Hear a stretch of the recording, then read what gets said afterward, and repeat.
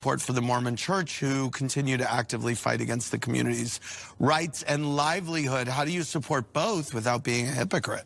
I'm not a hypocrite, and I do support both. But the thing is it's wrong for any Mormon or anyone. Nowhere in the teachings of Christ did it say gays aren't allowed. I don't live that way. I don't practice that way. I also work on building bridges with the Mormon Church and the LGBTQIA community because I think it's important. Like, I think it's an antiquated way of thinking, and I think all religions were not nice to the LGBTQIA community, not just the LDS religion. It's true.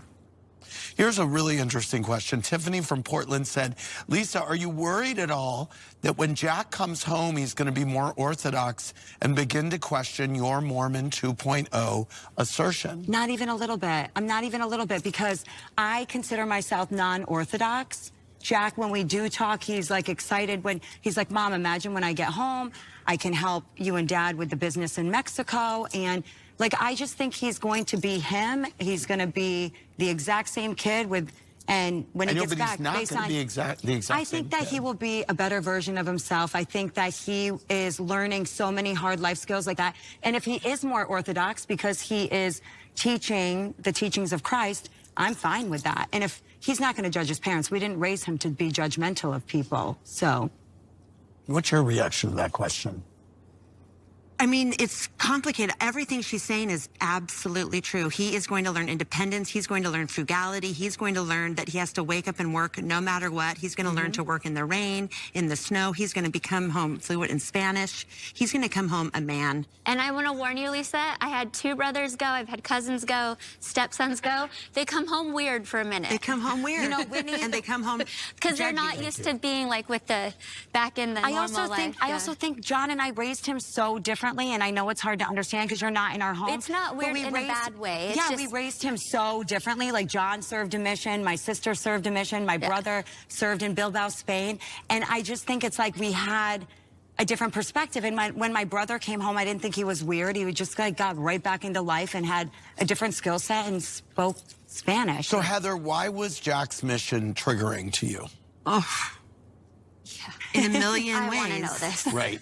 In a million ways. Even just watching him read his letter. Dear Elder Barlow, you are hereby called to serve as a missionary of the Church of Jesus Christ of Latter-day Saints in the Columbia, Bogota, North Mission.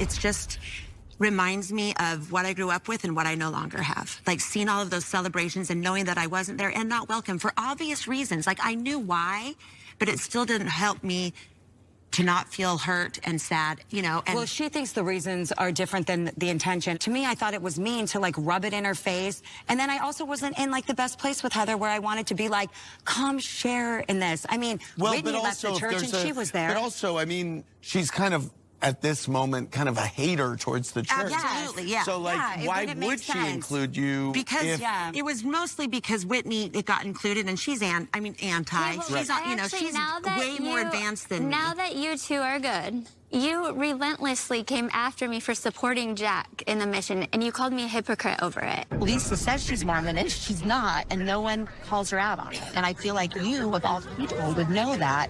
And it's frustrating to me that you're so scared to upset Lisa that you will never say what you would say openly and 1,000 times to me or to anyone. But when it comes to What do you think I'm scared of saying? that, like, there's no way that she's going to the temple if she's not wearing her garments and drinking alcohol. That's just a basic fact. Do you understand why I had a certain level of respect of not wanting to talk about?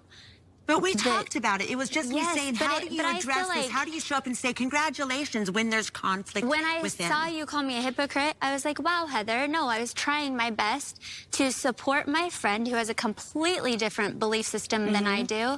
And I was there. And you separated it. Yeah, I separated it. If I used the word hypocrite, I didn't. I just wanted to talk through it because it felt challenging to me for us to say, congratulations, go get it, go get him. Meanwhile, we're saying this can be destructive, this can be dangerous, and I have deep regrets about my mission.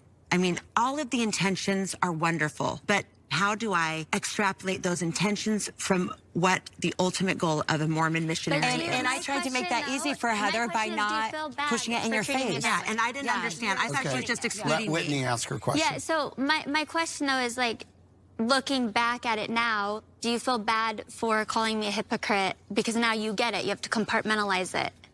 Yeah, I mean, completely. You have to just put it aside. I just need to hear that from you. That you feel Heather, bad. you have to put aside your political and emotional views and say, I'm a mom supporting a friend, and I will be here for her if he comes home militantly Orthodox. And she's like, what do I do with this? I'll be like, I'll talk to you. Yeah, this is a new thing for me, the agreeance on the mission, and I love it. Yeah, it's good.